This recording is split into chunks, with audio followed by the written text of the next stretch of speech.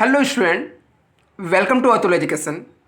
तो फ्रेंड, इस वीडियो के अंदर मैं आपको बताने वाला हूँ कि कैसे आप अगस्त मंथ से स्टडी करके पढ़ाई करके बोर्ड एग्जाम में 90 प्लस मार्क्स ला सकते हो।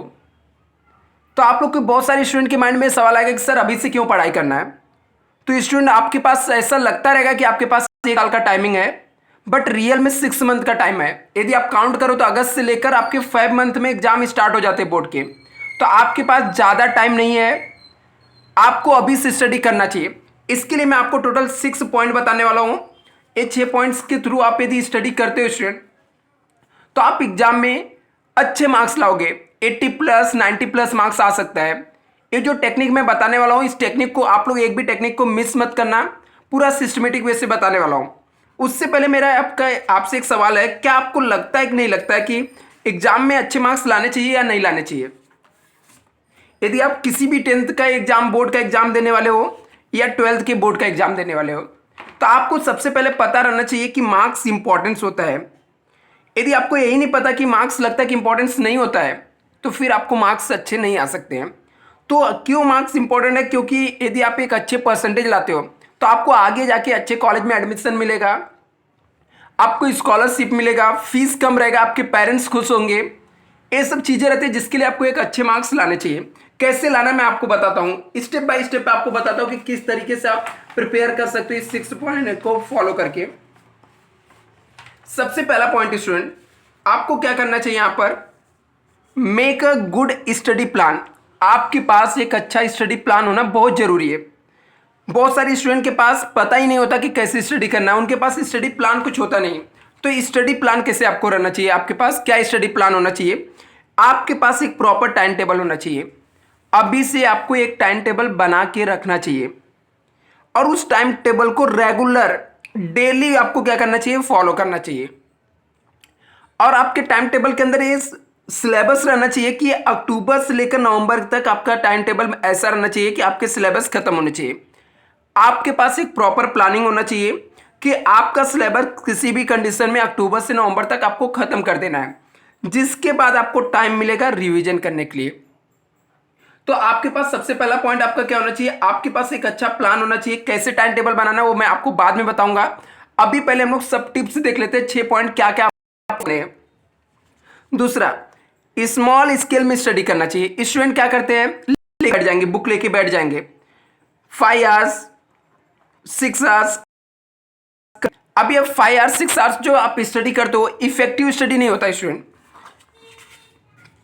आपको जो स्टडी करना चाहिए वो कैसा रहना चाहिए, स्मॉल स्केल में स्टडी रहना चाहिए। 2 आवर्स का आप कर सकते हो, आपका प्लानिंग 1 आवर्स का कर सकते हो। मतलब 1 आवर्स आप स्टडी करो, 15 मिनट्स का आप ब्रेक लो। ए प्रोसेस फॉलो करो। 2 आवर्स आप स्टडी कर सकते हो, 15 मिनट्स का ब्रेक लो। आपको क्या करना चाहिए, आपको क्या करना चाहिए, स्मॉल स्मॉल स्केल में स्टडी करना चाहिए। चैप्टर को 4 से 5 पार्ट्स में डिवाइड कर लेना चाहिए। किसी पर्टिकुलर चैप्टर को आप स्टडी कर रहे हो, उसको 4 से 5 पार्ट्स में आपको डिवाइड कर लेना चाहिए। कि आप पहले क्या करोगे, ये 3 क्वेश्चन पढ़ने वाले हो, जब दोबारा आप उसको स्टडी करने जाओगे तो ये बचे हुए 3 क्वेश्चन स्टडी करोगे, इसके बाद ये 3 क्वेश्चन स्टडी करोगे, ये 3 क्वेश्चन स्टडी करोगे। यदि इस तरीके से आप क्या कर रहे हो, स्टडी कर रहे हो, तो आप गारंटेड स्टूडेंट आपको सक्सेस मिलेगा। जो थर्ड पॉइंट होता है, जो आपको थर्ड पॉइंट रहता है वो बहुत ही इंपॉर्टेंट स्टूडेंट, आपको क्या करना चाहिए, प्रिपेयर नोट्स। खुद के नोट्स बनाना बहुत जरूरी है। एग्जाम के टाइम पे आपका बनाया हुआ नोट्स सबसे इंपॉर्टेंट होता है। आप स्टडी करते हो तो आपको पता चलता है कि क्या चीजें आपको डिफिकल्ट लगती है, तो आपको क्या करना चाहिए, खुद के नोट्स प्रिपेयर करने चाहिए। नोट्स में क्या होना चाहिए, इंपॉर्टेंट क्वेश्चन रहने चाहिए, कि जो ऐसे क्वेश्चन जो आपको नहीं समझ में आते हैं, जिसके ऊपर आपको ज़्यादा टाइम देना पड़ता है, उनको लिख कर रखो, उसके कीवर्ड बना के रखो, कीवर्ड बना के रखो, जिससे आप क्या कर सकते हो, जब एग्जाम के टाइम आप रिवीजन करने जाओगे, उन खुद के नोट्स स्टडी करने से आपको एक अच्छे मार्क्स आ सकते हैं और कम समय में आप अच्छे रिवीजन कर सकते हो।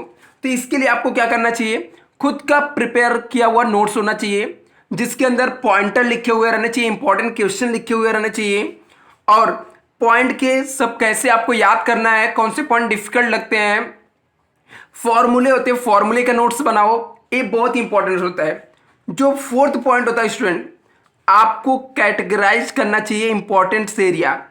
आपको पता होना चाहिए कि कौन से क्वेश्चन आपको इंपॉर्टेंस है।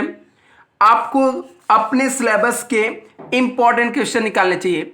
आपके सिलेबस में 70% क्वेश्चन बार बार आते हैं। 70% जो क्वेश्चन होते हैं वो 30% पोर्शन से आते हैं।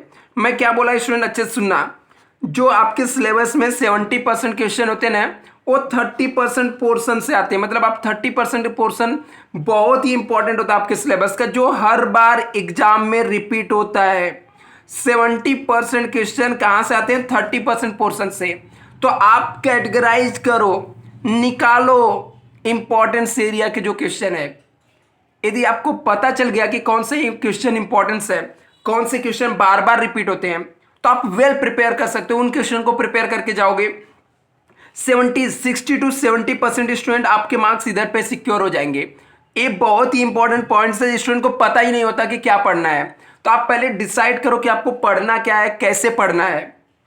इसके बाद नेक्स्ट जो आपको टिप्स आता है स्टूडेंट, वो आता है आपका रिवीजन।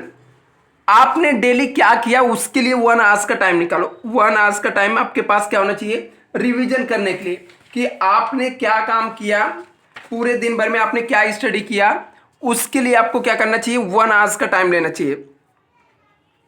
1 आवर्स का टाइम आपका क्या होना चाहिए? रिवीजन के लिए।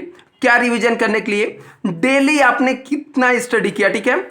आपने आज पूरे दिन भर में 4 आवर्स स्टडी किया, चलो ठीक है, आपने 4 आवर्स स्टडी किया। ए नाइट में 1 आवर्स का टाइम आप इसलिए रखो कि रिवीजन करिए। आपने पूरे दिन भर में क्या स्टडी किया उसको रिवाइज करो, डेली रिवीजन करो। आपने पढ़ा क्या, उससे आपको बेनिफिट क्या हुआ, उसमें से क्या चीजें आपको याद है, क्या चीजें आप भूल गए, कौन सी चीजें आपको वापस से पढ़नी है।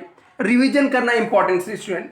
और लास्ट जो पॉइंट है वो मोस्ट इंपॉर्टेंट है स्टूडेंट, जिसको आप मिस बिल्कुल नहीं, कितनी भी कोशिश हो जाए उसको आपको करके ही जाना, कितना भी एफर्ट डालना। वो होता है प्रैक्टिस प्रीवियस ईयर पेपर। मतलब लास्ट ईयर के क्वेश्चन पेपर निकालो और उसको सॉल्व करो।